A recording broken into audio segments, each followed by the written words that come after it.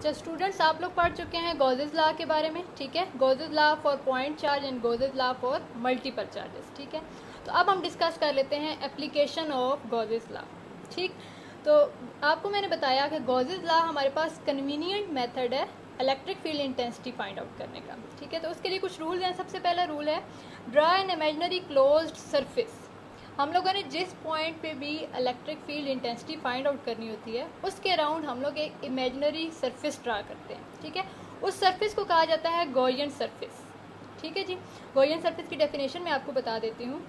Imaginary closed surface of arbitrary shape which passes through the point where we want to calculate electric intensity.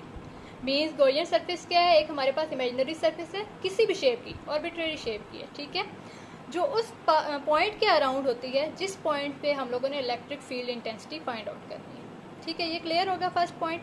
अब second point हमारे पास क्या है? Calculate the flux enclosed by the Gaussian surface. आप लोगों ने Gaussian surface draw कर ली, ठीक है। उसके बाद उस गॉसियन सरफेस के अंदर कितना फ्लक्स है वो हम लोग फाइंड आउट करेंगे, ठीक है। तब उस फ्लक्स को यूज़ करते हुए हम लोग क्या करेंगे? Electric field intensity find out करेंगे उस सरफेस के लिए, ठीक है जी। तो फर्स्ट स्टेप हो गया इमेजिनरी क्लोज सरफेस ड्रा करनी है। सेकंड स्टेप हो गया उस गॉसियन सरफेस के अंदर आप लोगों ने फ्लक्स फाइंड आउट करना है। और थर्ड स्टेप आप लोगों ने क्या करना है? गॉसेस लॉ को यूज़ करते हुए electric field intensity find out करनी है, ठीक है जी।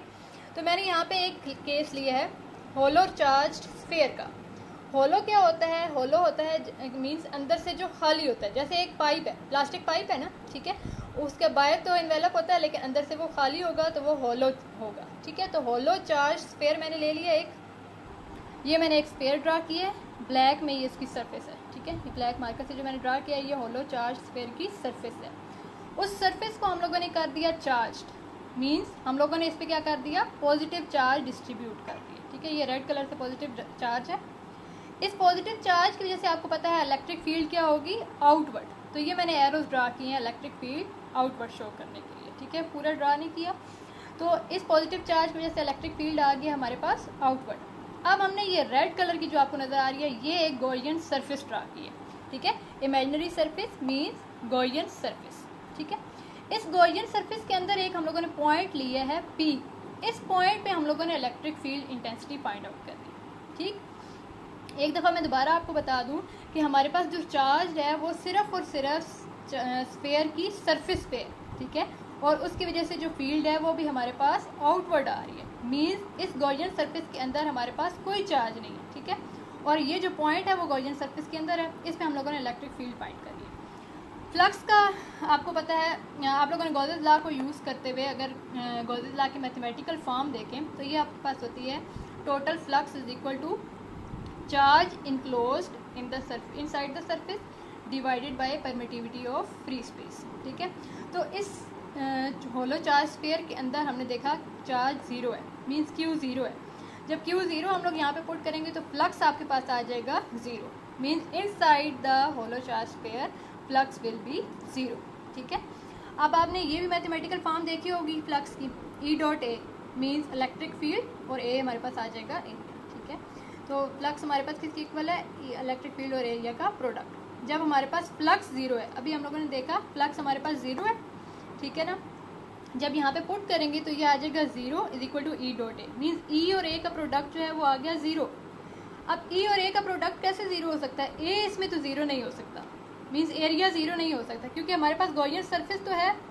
जब गॉसियन सरफेस है तो उसके अंदर एरिया भी होगा, ठीक है। तो ए हमारे पास ज़ीरो नहीं हो सकता, तो पीछे क्या बच जाती है टर्म E। इसका मतलब है E ज़ीरो है, ठीक है। तो जब हमारे पास फ्लक्स आएगा ज़ीरो मीन्स E डॉट ए, ये प्रोडक्ट हमारे पास ज़ीरो आ जाता है, तो ए ज़ीरो नहीं है तो इलेक्ट्रिक फील्ड हमारे पास आ जाएगी ज़ीरो। तो इससे हम लोगों ने क्या कंक्लूजन ड्रा किया कि अगर हम लोग कोई होलो चार्ज स्फीयर लेते हैं जिसका चार्ज सिर्फ और सिर्फ आउटसाइड द सरफेस है तो उसकी वजह से इलेक्ट्रिक फील्ड इनसाइड ज़ीरो आ जाएगी, ठीक है जी। ये आपके पास था होलो चार्ज स्फीयर का केस। अगर इसी तरह हम लोग ले लें होलो कंडक्टर तो सेम उसका भी ये प्रोसीजर है, मीन्स कंडक्टर के अंदर हमारे पास ना तो चार्ज होगा, ठीक है। अगर कंडक्टर के अंदर हमारे पास चार्ज नहीं है तो इलेक्ट्रिक फील्ड भी होगी ज़ीरो, ठीक है जी। उसके बाद नेक्स्ट केस हम एक और लेते हैं। इसमें हम लोगों ने लिया होलो कंडक्टर, ठीक है। ये रेड से इसकी सरफेस मैंने ड्रा कर दी, ठीक है। होलो कंडक्टर है। अब हमने क्या किया? इसके अंदर एक रख दिया चार्ज Q, ठीक है। और इस क्यू को हम लोगों ने कर दिया है इंसुलेट, ठीक है, इस क्यू को हम लोगों ने इंसुलेट कर दिया।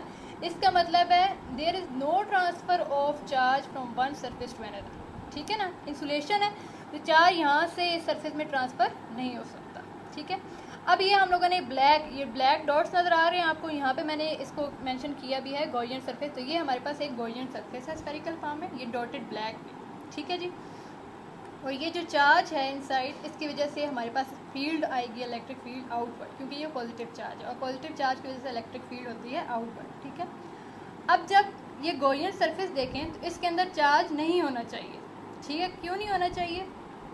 Because there is no charge transfer between the charge and the conductor. Charge तो इंसुलेटेड है ना, तो यहाँ पे कोई चार्ज ट्रांसफ़र नहीं हो सकता कंडक्टर और इस चार्ज के दरमियान, ठीक है। इस वजह से यहाँ पे चार्ज होना चाहिए ज़ीरो, लेकिन यहाँ पे जब पॉजिटिव चार्ज है इसको न्यूट्रलाइज करने के लिए यहाँ पे आ जाएगा इस कैविटी यानी इस गॉसियन सरफेस के अराउंड हमारे पास आ जाएगा नेगेटिव चार्ज। ये रेड से मैंने शो किए हैं नेगेटिव चार्जेस को, ठीक है। ये नेगेटिव चार्ज क्यों आया? ताकि हमारे पास न्यूट्रल स्टेटस मेंटेन रहे, ठीक है। यहाँ पे पॉजिटिव चार्ज है ना, पॉजिटिव चार्ज को न्यूट्रल कौन करेगा? Negative charge. तो यहाँ पे हमारे पास आ गया नेगेटिव चार्ज, ताकि ओवरऑल हमारे पास इसका स्टेटस क्या रहे? न्यूट्रल, ये न्यूट्रल रहे, ठीक है। तो जब इनसाइड कैविटी में हमारे पास नेगेटिव चार्ज आ गया तो जो आउटर सरफेस है वहाँ पे आ जाएगा पॉजिटिव चार्ज, ठीक है।